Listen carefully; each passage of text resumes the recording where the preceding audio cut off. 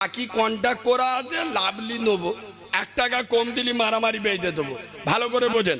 তাহলে আমি এখানে 10,000 12,000 একটা কন্ট্যাক্ট করে এসছি। ভালো করে শোনেন, আমি ওয়াজ করে চলে গেলাম।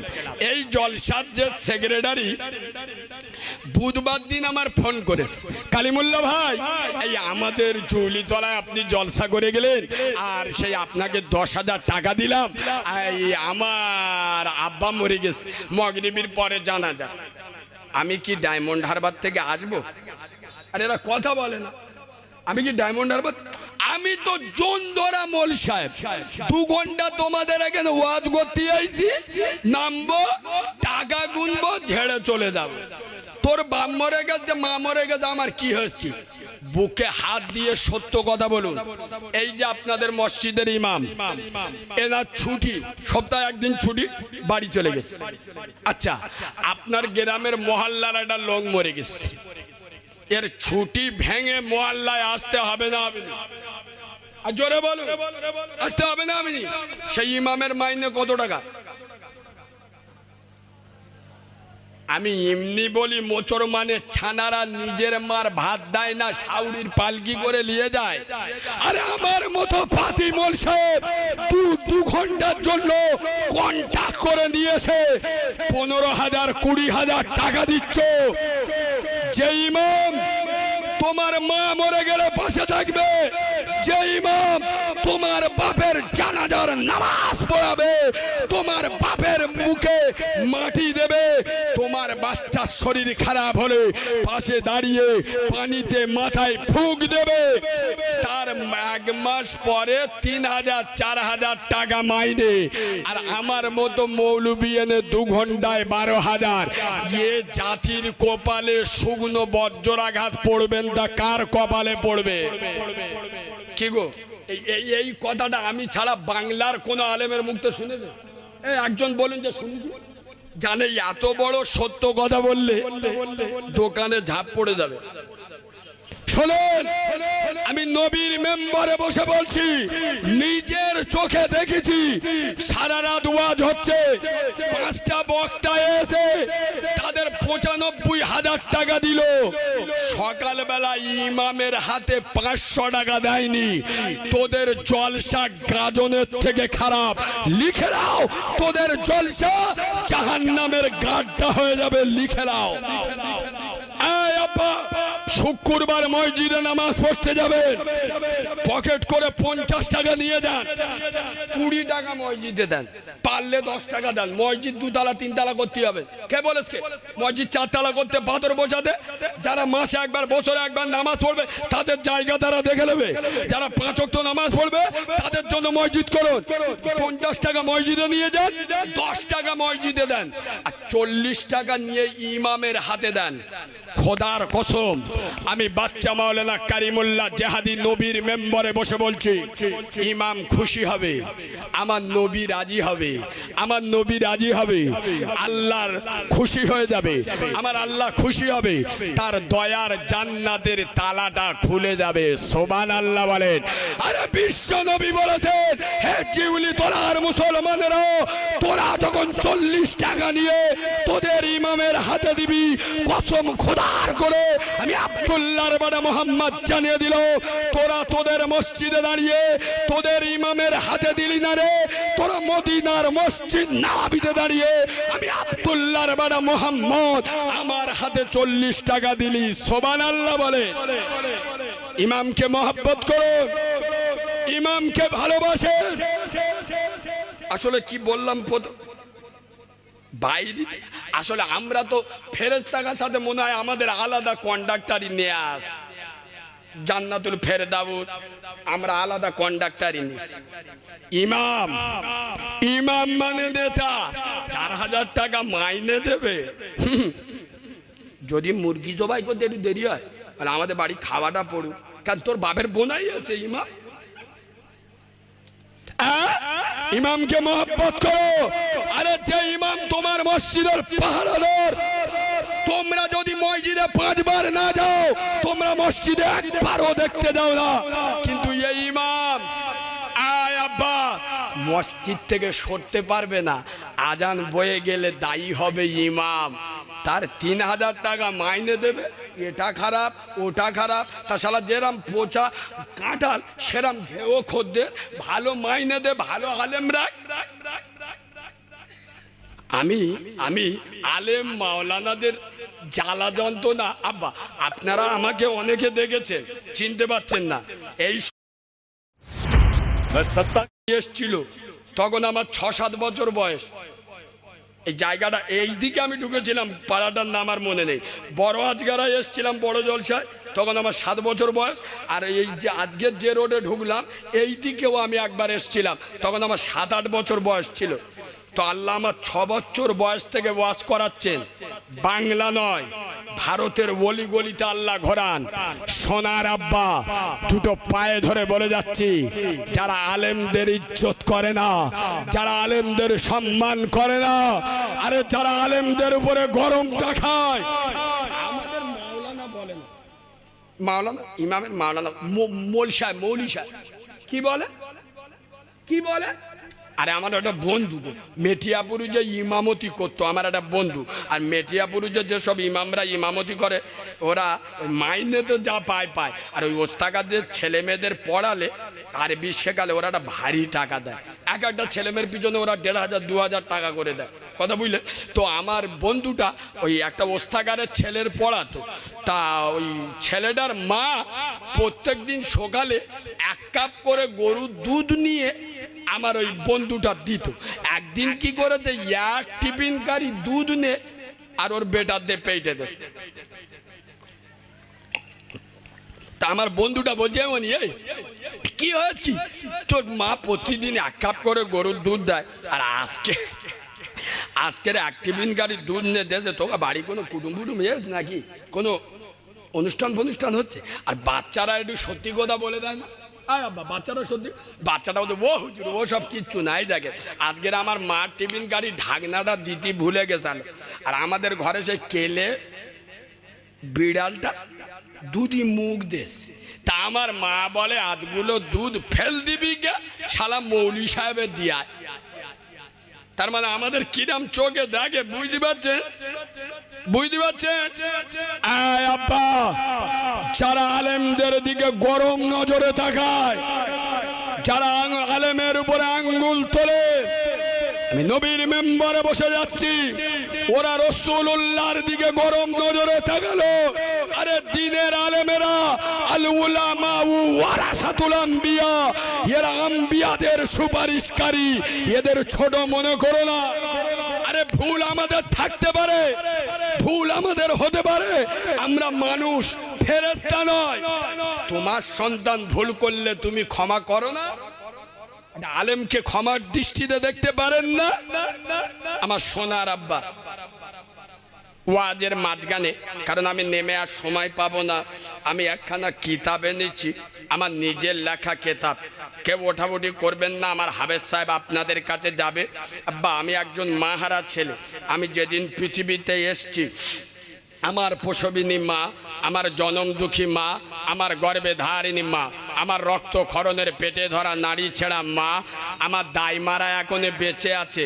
আমার মায়ের ফুল পড়েনি, আমার মা মারা গিয়েছিল, আমার মা জীবনে একবারও আমার কোলে নেয়নি, আমিও আমার মায়ের কোলে উঠিনি। আমি এই রকম একজন অনাথ, হয়তো তার দোয়া আল্লাহ আমার লাগিয়ে দিয়েছে যে আমি 6 বছর বয়স থেকে ওয়াজ করছি। আমার মা জীবনে একবারও আমার দিক তাকায়নি। আমি ব্যবসা করতে আসিনি আব্বা, আপনার 30 টাকা নিয়ে আমি 3 তলা বিল্ডিং করব না।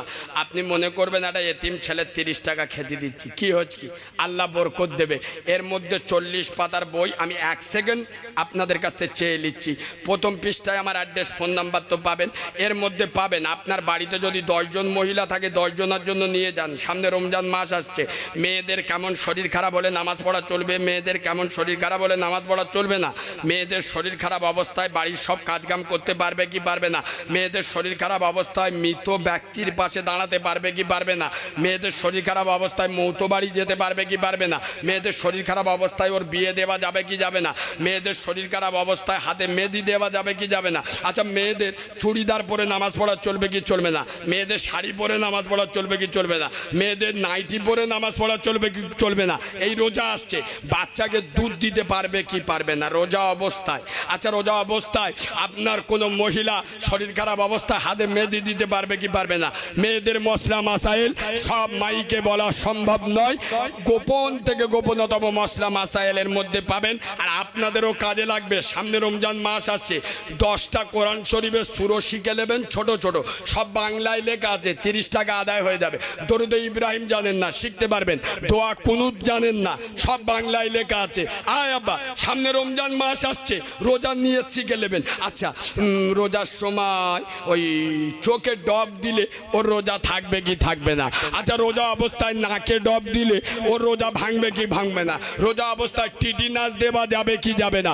আচ্ছা, এর মধ্যে পাবেন অনেক সময় গ্রামে মারামারি বেঁধে যায়। আল্লাহ নবীর জানাজা কে পড়িয়েছে, নবীর কবরে কজন লেবেছে, রসুলুল্লাহর কবর খুলেছে কজন, রসুলের কটা স্ত্রী, কজন বিধবা, কজন কুমারী, খুব দারুণ খেতাব আব্বা। যারা নেবেন 30 টাকা করে দাম, চার দোকানে বইলে 30 টাকা চলে যায়। আপনি ভাববেন একটা অনাথ ছেলে 30 টাকা খেতে দিয়েছি, আমি দোয়া করবো আব্বা, প্রত্যেকেই নিয়ে নেবেন, খুব দারুণ খেতাব আব্বা। আমার বইয়ে এমন এমন কবিতা আছে, গজল আছে, বাংলার বড় বড় বক্তারা বলে, দেখবেন আমার কেতাবে আছে। আচ্ছা মা গো বলো দেখি রাত্রি কেন কালো, আর সূর্য মামা কোথা থেকে পেলেন এমন আলো, ফুলগুলি সব নানা রঙের কেমন করে হয়, আর লতাগুলি সবুজ কেন ফুলের মতো নয়, দুধ কেন মা এমন সাদা, মরিচ কেন ঝাল, আর আমগুলি সব পাগলে পরে হয় কেন মাল লাল, চিনি কেন মিষ্টি এত, তেঁতুল কেন টক, আর কোকিল কেন কালো এত, ফরসা কেন বক, সারা বছর ব্যাঙ্গুলি সব চুপটি করে থাকে, আর বাদল পানি পেলে কেন মাতাল হয়ে ডাকে, কিউ পাখির নাই রে ডানা ক্যামেরে মজার শোন, আর দাঁড়িয়ে কেন ঘোড়া ঘুমাই বলতে পারো কেহ, ও মা নারীর কেন গোব জোগায় না মুখে হয় না দাড়ি, আর গলার সুরে মধু ভরা বুকে দুধের হাড়ি, গাদার কেন সিংহ যায় না ঘোড়ার কাঁধে ঝুল, আর কলা গাছে হয় না তক্তা তাই কি সৃষ্টি ভুল। আব্বা, এর মধ্যে আবু দাউদ, ইবনে মাজাহ, তিরমিজি, বুখারী, মেশকাতের হাদিস টুকরো টুকরো, খুব দারুণ জিনিস। 40 পাতার বই আমি কখন বলবো, খুব দারুণ জিনিস। উজুর কটা ফরজ, গোসলের কটা ফরজ, উজু কিভাবে করবেন, কিভাবে নামাজ পড়বেন, পাটা কিভাবে থাকবে, খুব সুন্দর বাংলায় লেখা আছে। আমি ওয়াজ চালু রাখছি, যার দরকার আমার হাফেজ সাহেব গিয়েছে, প্রত্যেকে 30 টাকা করে দিয়ে প্রত্যেকে নিয়ে নেবেন।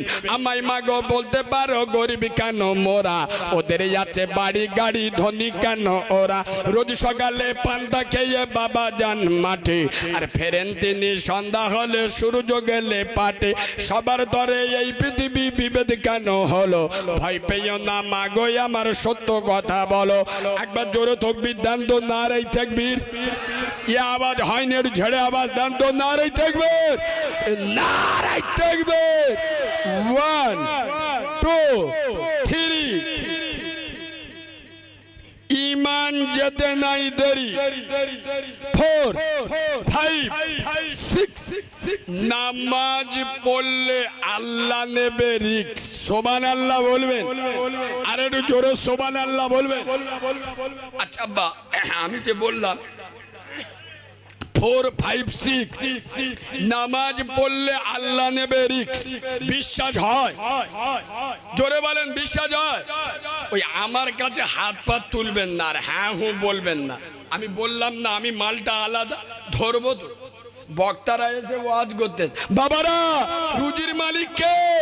পরিমুটে বলতে আল্লাহ, পাকা চিডিং ভাত। আমাদের খাওয়াই কে? আল্লাহ। এই বাবু শোনো, রিয়াকশন দেওয়ার আগে শুনেলাম, হাড়ির খবর না জেনে ডাল ডাল করো না।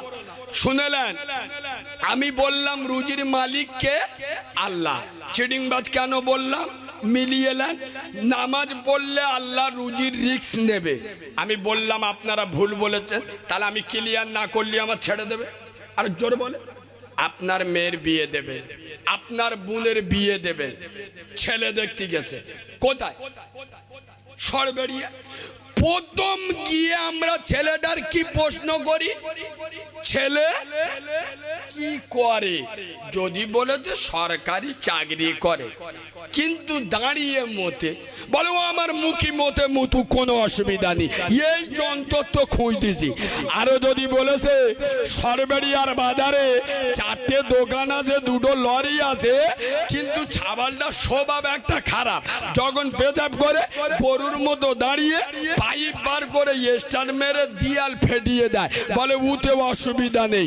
আরে এরা যদি মুসলমানের ছানা হতো, এরা যদি মুসলমানের বাচ্চা হতো, নামাজ পড়লে আল্লাহ রুজি রিস্ক নেবে, এরা যদি অন্তর থেকে বিশ্বাস করত, এদের প্রথম প্রশ্ন করা উচিত ছিল ছেলেটা নামাজি কিনা, ছেলেটা নামাজ পড়ে কিনা।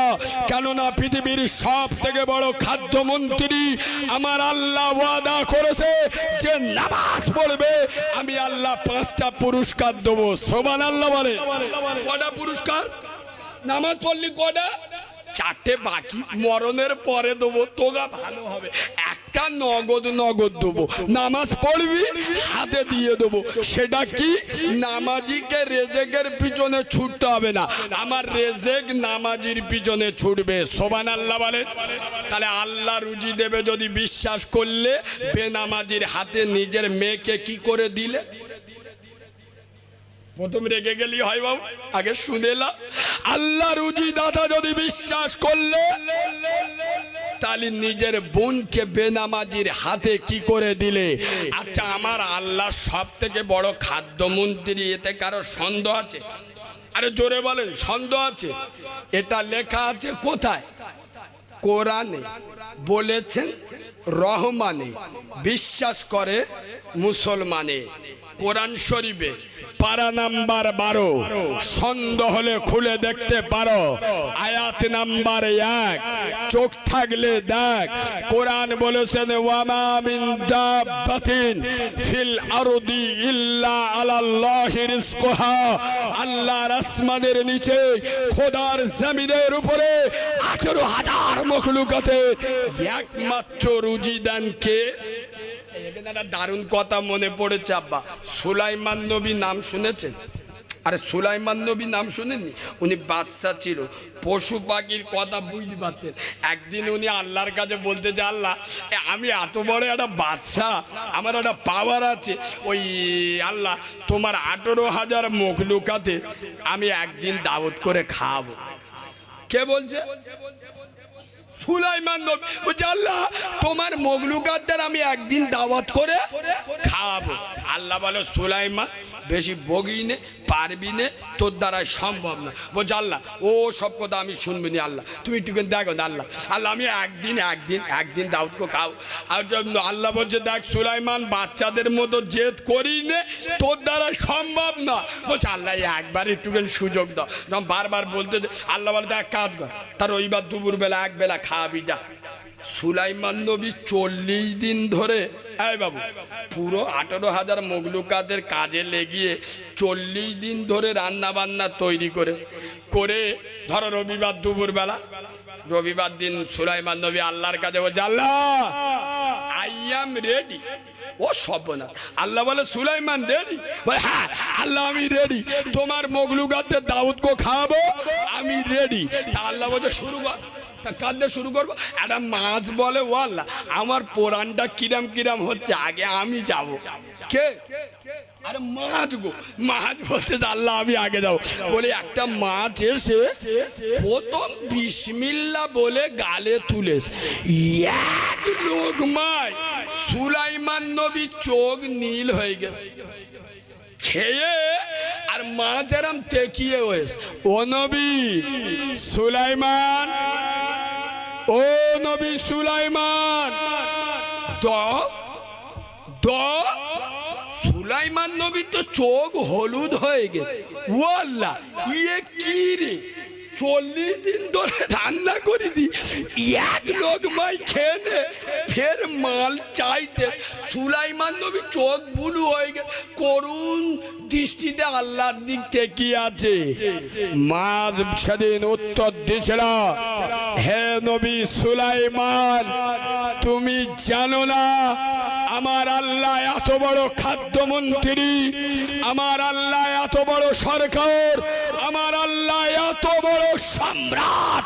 সেই আল্লাহ 18,500 মখলুকাত শুধু নয়, আমি মাছ আমার একার এই রকম খাবার দিনে 3 বার 3 লোকমা দেয়।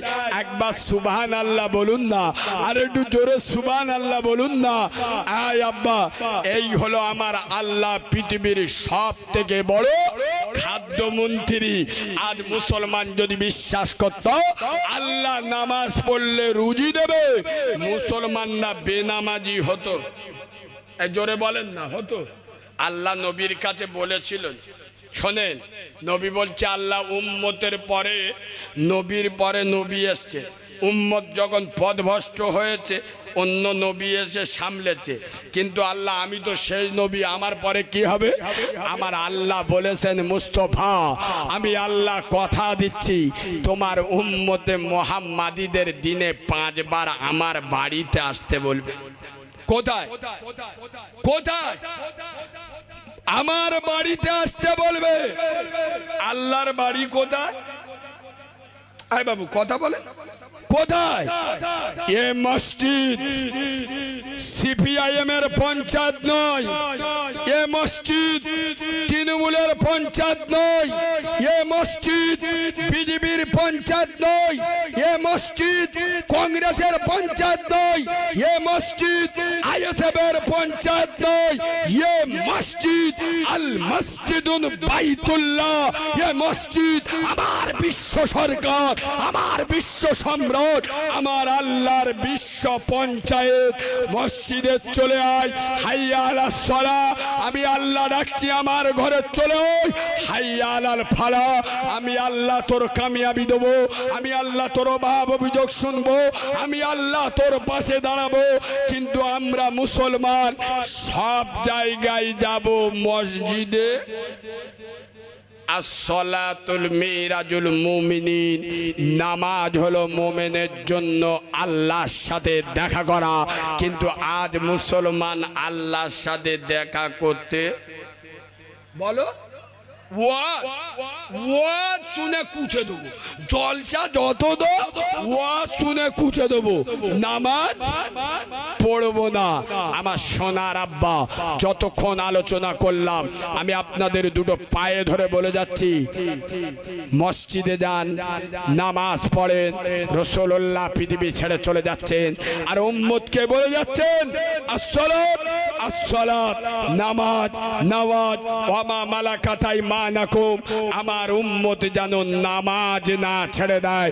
আরে সরবাড়িয়ার মুসলমানেরও, আমি দিনের নবী, আমি কামলিওয়ালা নবী, পৃথিবী ছেড়ে চলে যাচ্ছি, তবে না আমি তোদেরকে স্বার্থপরের মতো ইয়েতিম করে যাই নাই রে।